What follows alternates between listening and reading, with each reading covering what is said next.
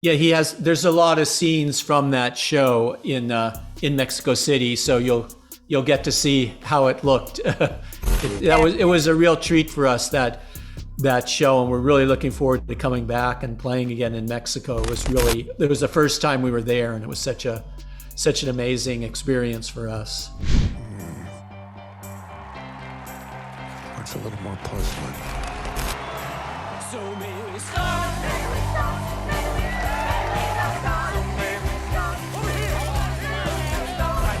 How are you, Ron and Russell?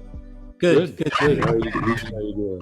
Musicians or composers create the musical score that accompanies a film and serves the story, most of the time. In a certain way, the musicians need to satisfy through the music the view of a director or a writer. But in this case, with Annette, it was, I think, the opposite. The director followed you in this extraordinary musical, and you gave Léos your story. So how was that? How was to change the roles with Léos and with you? We were really happy that he embraced not only the story, but the concept of a musical and our music. And part of it, I think, was that he's always wanted to do a musical. And the other thing was he's always been a big fan of Sparks, our group. So we just presented this to him in a really casual sort of way. And he really responded to it so favorably. And it's really strange, it was really strange for us because he usually has such a big hand in the stories of the past films he's done, where either he's created it or he's really shaped it so much more than I think was the case with Annette. And so and he's also not the kind of director that has like 10 projects going on at once. For the 8 years that we worked with Léos on this, this was the only project he was working on. He was completely focused, and all of his attention was in it, which meant to us how much he really was passionate about this story and the approach. So we were really, really happily surprised that it's taken the turn that it did. And then the fact that after some time, he brought in actors like Adam Driver and Marion Cotillard, and Simon Helberg. And so all of a sudden, our little project then sort of started to escalate. Henry is a comedian with a complicated relationship with the audience, and not only with the audience, but with the entire world, including Anne and Annette. And that made me think about how real-life comedians or stand-up comedians are very sad people. It's just that came to my mind when I was watching the movie. So why is Henry a comedian in this story? Because it's very important that he's a comedian, but why? Well, I think, I don't know, the stand-up comedians, it's a fascinating thing because the stereotype is somebody that is a happy person making other people happy, but the kind of comedians that we always were drawn to were ones where their kind of personalities and maybe their personal lives were more complex than that. And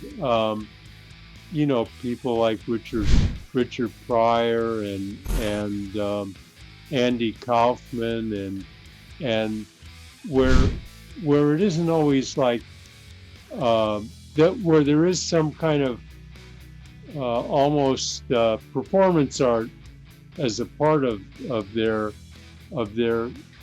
comedic act, and I think, and also channeling almost a certain hostility that they have in general to that act, and so it kind of was just that we were really fascinated with the general idea of kind of these sorts of comedians like Lenny Bruce or those sorts where they're not like just kind of a corny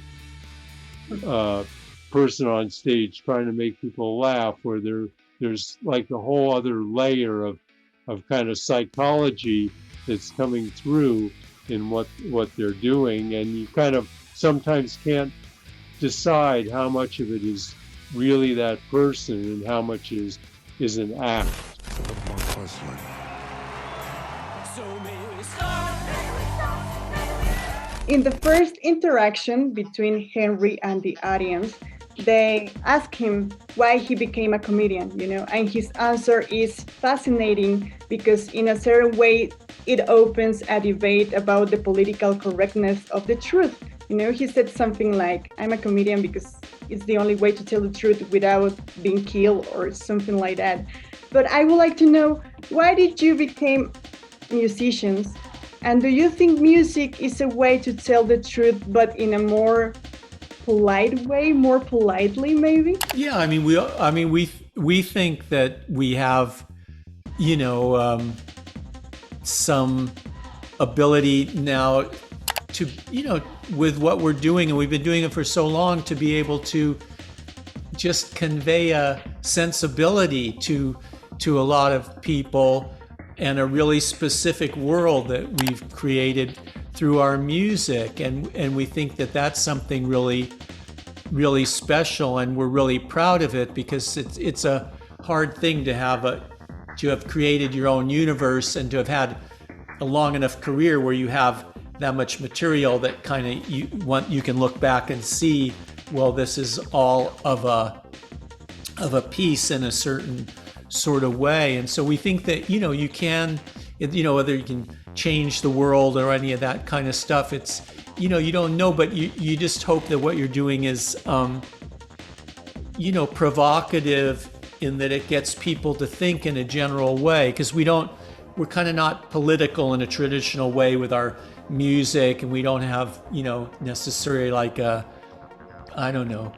specific themes of environmental change, even though obviously we're for all those things, but we kind of don't have those sorts of topics so much within our songs. It's another thing where we even have lots of songs with relationships, but that are really unusual relationships within a song context, and that we think you can kind of do non-traditional themes, non-cliched themes within pop music, and that's something really fresh that you can unleash on an audience. Usually a musical starts on a theatrical stage and then the story adapts to a movie, but now it's different because first it was an album or the idea of an album and then a movie.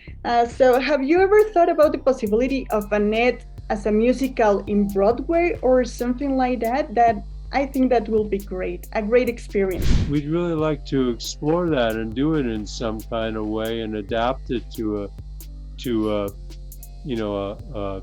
a theatrical performance, and we hope to do that at some point. I mean, we have another movie musical project in the works as well, so we're still kind of fascinated with the marriage of film and music, but we would like to do that.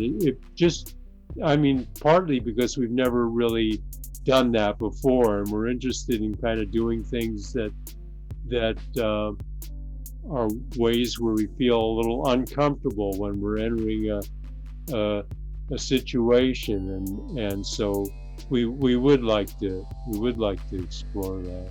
Yeah, that will be great. So thank you very much for this move. Yeah. For everything. Okay. Oh, you're welcome. Yeah. Hope to see you then again. Yeah. Okay. Take care. Bye-bye. Bye.